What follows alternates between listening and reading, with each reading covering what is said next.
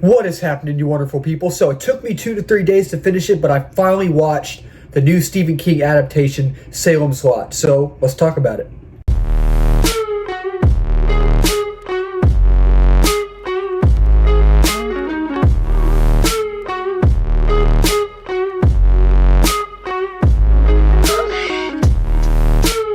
So if you've been following my channel for a while, y'all know that I have been really eager to watch this new Salem's Lot. It was supposed to be released in theaters, but they released it on Max streaming instead. And you know most movies, when they do that, they're not good. So April 2022 of CinemaCon of April 2022, 2 years ago, they announced the new Salem's Lot, and they said, Warner Bros. Said that it was going to theaters, and then 2 years later, until now, there was no news about it, just nothing. Like, it was delayed, it was shelved. We didn't think we'd see this movie. I didn't think this movie would see the light of day, but I had hope, I had hope. So, it's funny because I've never seen the original Salem's Lot movie from the 70s, the TV series as well. I've never seen, never read the book. And, I was mainly interested in this movie because, I knew it was coming out. I knew they had plans to release it. And it wasn't coming out. I kept getting delayed. And I was like, I'm very interested to find out why they're doing this to this movie. Like, I was interested, so my anticipation grew, and I was very excited for this film, and I was like, I really cannot wait to see this movie, And then they released a trailer 2 weeks before release, and I'm like, oh, that's not good. But I watched the trailer, and I was like, oh, this actually looks like it's going to be pretty good. Like, I'm excited about this, So I watched it. I started it Thursday night, but I was exhausted because I got home from seeing piece by piece. Yesterday I watched it in the morning, but I live in the Austin area, so ACL, Austin City Limits Music Festival, is going on. So I was there all day yesterday. I'm going there all day today and maybe tomorrow. So it's just been a busy weekend, So I finally finished it earlier today, and I gotta say, there is fun to be had with this movie. There is. There's a lot of fun to be had. Louis Pullman, I think, is an up-and-coming actor. He's great. He was great in Top Gun Maverick. I'm excited to see him as Sentry in Thunderbolts. And, he was good in this. He was good. He's our lead actor. I can't, in the movie, I can't think of his character's name, but, the main plot of Salem's Lot and the main plot of this movie is, Salem's Lot is short for Jerusalem's Lot, Jerusalem, Massachusetts. And he's a writer, and it takes place in the 70s. He's a writer, and I don't know what time in the 70s, probably like late 70s, I think. And he goes back to his hometown, and, there's like a curse going on, or so, if you want to call it a curse, of vampires. And this guy's trying to turn everyone into vampires and all of that. And that's our main plot without giving too much away, And I will start with the positives. Again, I did not hate this movie. I didn't like it as much as I wanted to, you know what I mean? Like, there's still fun to be had with it. There is, and I still enjoyed it for the most part. But, on my Letterboxd, I put it on my, favorites movies of 2024. But then I thought to myself, I was like, I don't know if I need to keep it on there. So I ended up just putting out my biggest disappointments of 2024, and I hated to do that, but it's like one of those things because The Fall Guy was one of my most anticipated movies of the year as well. And, I gave that one a 3.5 out of 5, and I'm giving Salem's Lot a 3.5 out of 5 too. So both of them are just okay, you know what I mean? And I put both of them on my most disappointing, and, I wouldn't watch this again, but I think that, starting off with the positives, I think that the aesthetic is very pleasing in this movie, and the atmosphere is great. And, the tone is consistent. I think the tone is pretty consistent in the film. There's not really any humor, so it doesn't take away from the tone, And, I think the 70s vibes are rad. Who doesn't love a good movie with 70s vibes? You know what I mean? Same with the 60s vibes, like, what do we have this year? Bike Riders, which I liked. I didn't love as much as I wanted to, but I liked.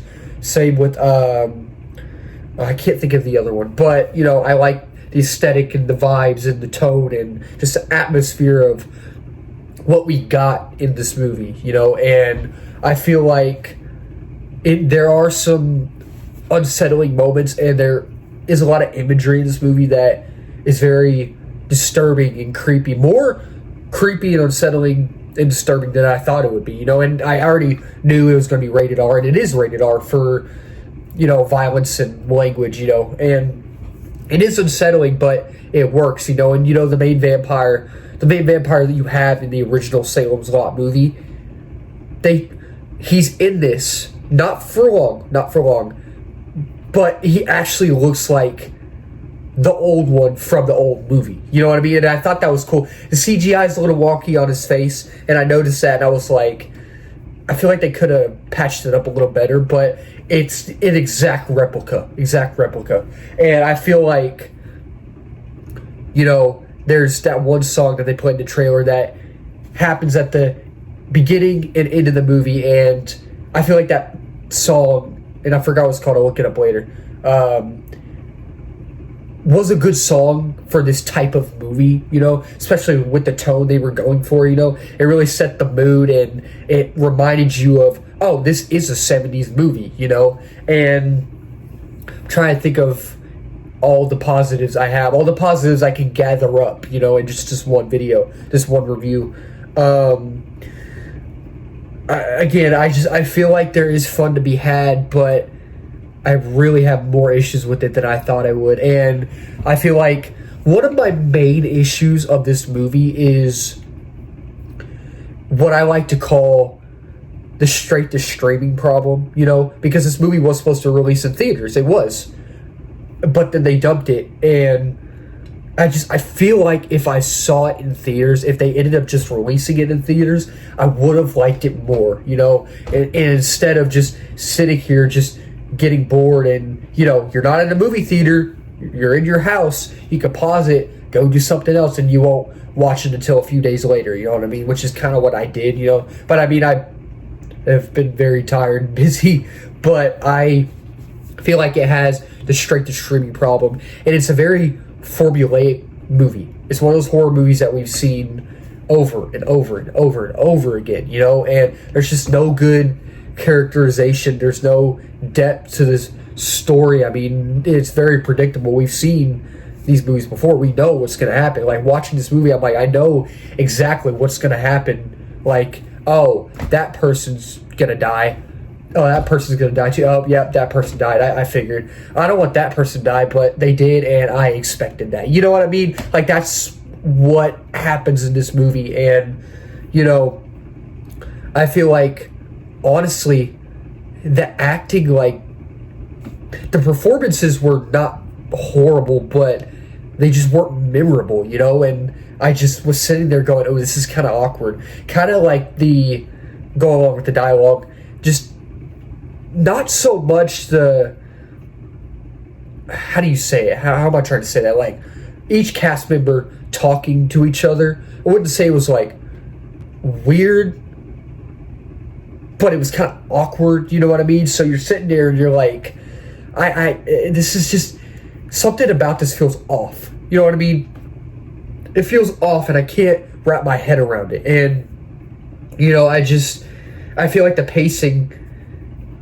the movie is an hour and 50-something minutes long with credits. Without credits is probably, I don't know, an hour and 40-something minutes, maybe, something like that. But I feel like it was like, I don't know if I want to say it was fast-paced with its pacing, but it was slow, you know what I mean? And I wasn't fully bored, but I was bored a little bit, and most of it just didn't capture me like I wanted it to. And I just want to say I'm disappointed, because I was really looking forward to this movie. I was, you know, and I didn't hate it by any means. I don't think I'd watch it again, but, you know, I think there are some really good things about this movie. I really do, you know. And it's just, I feel like the writing just isn't fresh, and this movie just isn't, there's no layers, no depth, no good characterization, especially with our characters, our leads, and our side characters. There's just not. And again, it is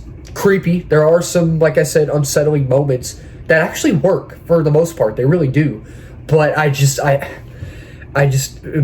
kind of disappointed with it. I really wanted something more grand and more grandiose and more marvelous and spectacular. You know what I mean? Like, and I just feel like I didn't get that.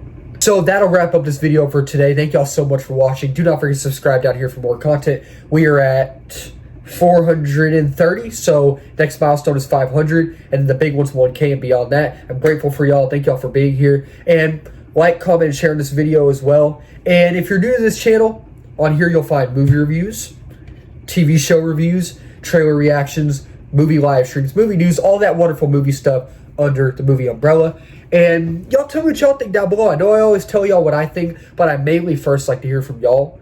And I want to know what y'all thought about Salem's Lot. Did y'all get a chance to watch it? Maybe not. Are y'all just gonna not worry about watching it? But if so, if not, tell me down below. Let's talk about it. That's it for me. Keep talking movies, my wonderful people. Cheers.